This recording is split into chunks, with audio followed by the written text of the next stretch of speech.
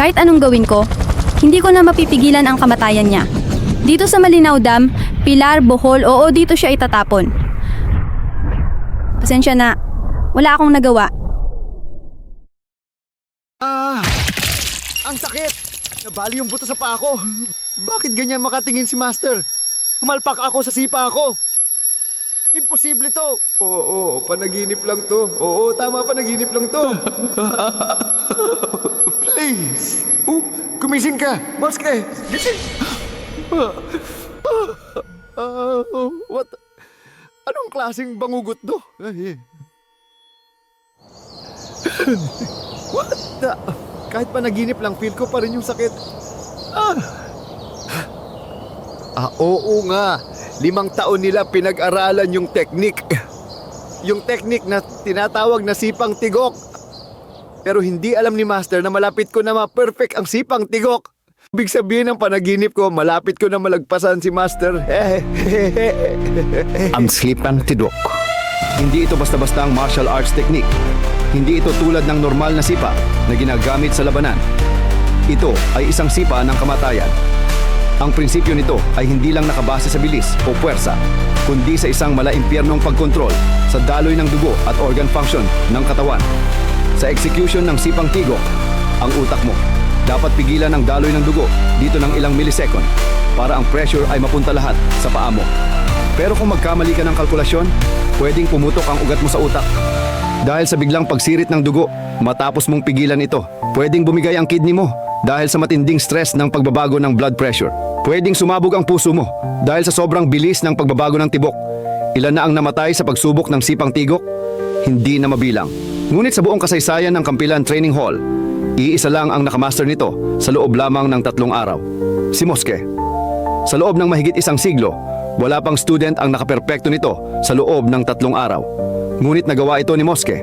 Kahit si Master Balidos ay inabot ng 5 taon para ma-perfect ang teknik. Ang pinakalayunin ni Moske ay talunin ang saliri niya, Master. Nang papatawa ka ba, Moske? Eto nakasulat. Walang sino man tao makakagawa ng teknik sa loob ng 1 buwan. Tapos kanina sinasabi sa amin, kaya ko ito makuha ng 3 araw. Alam ko nasasaktan. Ang pangit mong kakausap. Kasi yung kalokohan mo. O ano, tamimi ka na. Ang yabang mo kasi kanina eh. Kanina napansin. Ayaw mo maniwala, ho? Gusto yata example. Kakahalata ka na, Moske. Tapos akala mo siguro mapapansin.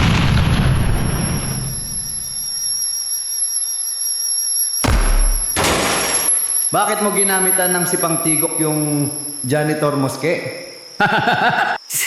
Hoy, kulang ang bilis mo. Late ng 1 nanosecond ang daloy ng dugo sa binti mo kaya hindi umabot sa perfect impact, ha? Hindi namatay yung janitor, tinapon mo lang siya sa basura. Dapat kontento na tayo, Moske. Yung sipang tigok mo kanina, wala yun. Pinangarap ko rin maging ka-level ni Master, pero tanggap ko na. Ang yabang mo din, Marami no? pa ako dapat kainin bigas. Oh, eto na naman tayo, Moske. O, ang yabang mo. O, sige, bahala ka na, Moske. Para maging kasing tigas ng bakal. Ang binti nyo, ipigan nyo ang ugat. Patakbuhin ang dugo na parang makina na sinapian ng demonyo. Huwag nyo hayaan lumambot ang binti nyo na parang binti ng mahinang babae. Napaatras si Moske. Nanginginig ang katawan. Pati ang mga kasama niyang estudyante ay hindi makagalaw. Ilan sa mga estudyante ay pumalpak sa pagkontrol ng kanilang dugo. Ang ilan, sa desperasyon, sinaksak ang sarili. Kanya-kanyang paraan para pigilan ang pamimilipit ng ugat na nagwawala sa loob ng katawan. May sumabog ang mata, may naputulan ng hininga habang naninigas sa sahig. Ang iba naman, pilit nilulunok ang sigaw sa matinding kirot. Sa araw na to, isa lang ang sigurado. Marami na namang namatay dahil sa pagsubok na matutunan ang sipang tigok. Hindi nila inakalang ganito kabanggis ang sipang tigok kapag halos perpekto na ang kontrol. Isang hakbang lang sa pagitan ng buhay at kamatayan. Sa gitna ng katahimikan, isa lang ang laman ng isip nila. Sukdulan ang kapangyarihan ng kanilang master. Wala ni isa ang makapagsalita sa sobrang paghanga at takot. Umaapoy ang mga mata ni Moske sa determinasyon. 3 araw, yun lang ang ibibigay niya sa sarili niya para perpektuhin ang sipang tigok. Alam niyang halos imposible ang kanyang ambisyon. Simula ngayon, 2 linggo kayong hindi matutulog para i-master ang sipang tigok.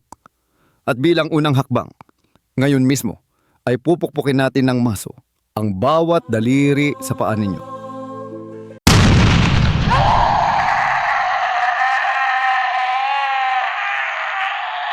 Kalagitnaan ng pagsasanay, biglang tumahimik ang buong training hall.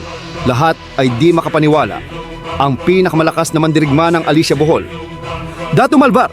Sigaw ng isang estudyante, halos mautal sa takot at pagkamangha. Nahinto ang pagsasanay. Ang lahat ay nakatayo at nakapako ang tingin sa mandirigmang nasa harapan nila mismo. Ramdam nila ang aura niya, mabigat, mapanganib. Parang Diyos na pumili bumaba sa mundo ng mga mortal. At doon napansin ni Mosque ang isang bagay na hindi niya inakalang makikita niya. Ang master niya, ang taong hinahangaan niya, ang nilalayon niyang lampasan. Nakatungo, tahimik, halos hindi makahinga sa presensya ni Datu Malvar. Hindi man lang napansin ng janitor na nakaharang pala siya sa dinaraanan ni Datu Malvar. Isang iglap lang, nagpakita si Datu Malvar ng tunay na simbolo ng lakas. Walang sinumang nakakita sa bilis ng sipang tigok na pinakawalan niya. Sa loob ng nanosecond, bawat ugat sa katawan ng janitor ay naputol na parang sinulid, gamit lamang ang matalim na kuko sa dulo ng kanyang paa. Natapos ang lahat bago pa man nila maintindihan kung ano ang nangyari. At yun ang nangyari. Simpleng tinapon ka na lang sa tubig na parang basurang walang kwenta. Mga hayop sila. Demonyo. Alam mo ba? Parang kalangkalat na tinapon sa tubig. So, 5 taon mula ngayon, magiging janitor ako sa building na yan? Tama ka. At dito ako mamamatay sa pilar? Kung gusto mong malaman ang lahat, sumama ka na. Ayoko sa lahat yung pinaghihintay ako. 1 buwan na. Oo, 1 buong buwan akong ginugulo ng babaeng to. Ano ba kailangan niya sa akin? Ano ba to? Tama ba sumama ako dito? Alam ko na kung anong iniisip mo. Pero tiwala ka lang. Sandali lang to. Kailangan ko lang siguraduhin na walang makakasakit sa'yo. Bodyguard? Talaga? Anong iniisip mong mangyayari? Lahat ng tao sa paligid tumitingin sa atin. Sabihin mo na. Anong tinatago mo? Ang cute ng mga bodyguard ko, no? O sige, hindi na ako magpapaligoy-ligoy pa. 5 taon mula ngayon, mamamatay ka bilang isang janitor. Pero hindi pa yan ang dulo. Pagkamatay mo, bibigyan ka ng 7 minuto. Yes, eksaktong 7 minuto para mapanood ang buong kwento ng buhay mo. Bawat sakit, bawat saya, bawat taong minahal mo at mga taong sinayang mo. Iiyak ka. Hindi dahil sa ending, kundi dahil ngayon mo lang naintindihan ang halaga ng bawat eksena. At sa kalagitnaan ng pag-iyak mo, mapapansin mo ang tunog iyak mo ay magiging iyak ng isang sanggol. Bubuksan mo ang mata mo at magugulat ka. Babaeng sanggol ka na. Oo, babae ang magiging reincarnation mo sa susunod mong buhay. Alam ko, magugulat ka sa sasabihin ko. Yung reincarnation mo sa susunod na buhay. At ang babaeng tinutukoy ko, ako yon. Ha? Paano? Oo, alam ko. Ang hirap paniwalaan. Sa halip na ipanganak ako sa hinaharap, doon ako dinala sa nakaraan. Kaya imbes na magkahiwalay tayo ng panahon, magkasabay tayong ipinanganak. Oo, nabuhay ako bilang isang normal na babae. Walang problema, kumpleto ang pamilya ko, masaya ang pagkabata ko. May kaibigan ako, may pera, may pangarap. Akala ko, yun na yun, perfect life. Pero nung tumungtong ako ng edad ng 23, naalala ko ang past life ko. At yun ang past life mo. Nung time na nabubuhay ka pa. Kaya pala yung sinabi mo sa akin last week, lahat ng mga nunal ko sa katawan at lahat mga nakakahiya moment ko ay alam na alam mo kasi isang tao lang pala tayo sa past life. Ilan sa mga bodyguards ko ang mag-uulat tungkol sa'yo sa loob ng 5 taon. Bawat galaw mo, bawat desisyong gagawin mo, ay pwede ko malaman. Shh! Nakalimutan ko sa sobrang dami ng ginagawa ko. Ngayon na pala siya nakatakdang mamatay. Anong update kay Kaisi? Ano? Siya nga pala Kaisi. Ito ang orihinal na aklat ng Sipang Tigok. Galing sa lahi ng mga ninuno ko. Ito ang sagradong sining ng kamatayan. Kailangan mo itong pag-aralan. Dahil may 5 taon ka na lang. 5 taon bago dumating ang araw ng kamatayan mo. 5 taon, binigyan ko siya ng 5 taon. Hindi man lang niya binuksan yung isang pahina, grabe naman. Magpadala kayo ng helicopter, baka mahabol pa natin siyang buhay.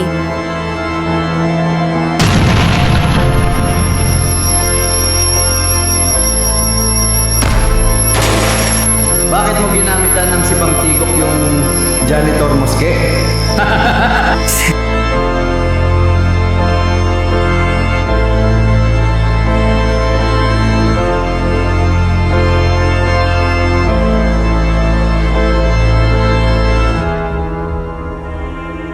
Teka, hindi ganito yung mukha ng mamagunan ko. Ano to? Bakit may mga alaala ako na hindi ko naman naranasan? Bakit parang may bagong bahagi ng buhay ko na bigla na lang sa pihit? May kapatid akong babae? Hindi pwede ito. Wala akong kapatid. Dahil pinunuhan ko yung past life ko, nagbago ang buhay niya. Ngayon, nagbago rin ang buhay ko. Parang bigla na lang may bagong pamilya, bagong kwento, bagong buhay. Pero ang weird, kasi pakiramdam ko, matagal ko na silang kilala.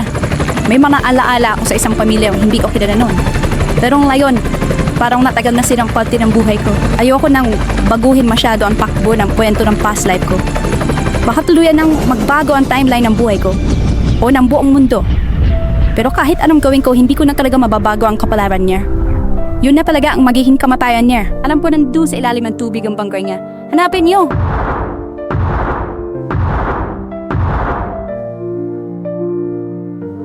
Sino to, Malbar? Nanaginip lang ba ako? Hindi ko nakita yung ginawa niya. Sobrang bilis. Ano na, Master? Bakit ka naninigas sa takot? Tama, lahat kami nagulat sa ginawa niya. Sino ba naman ang hindi mabibigla sa taong yan?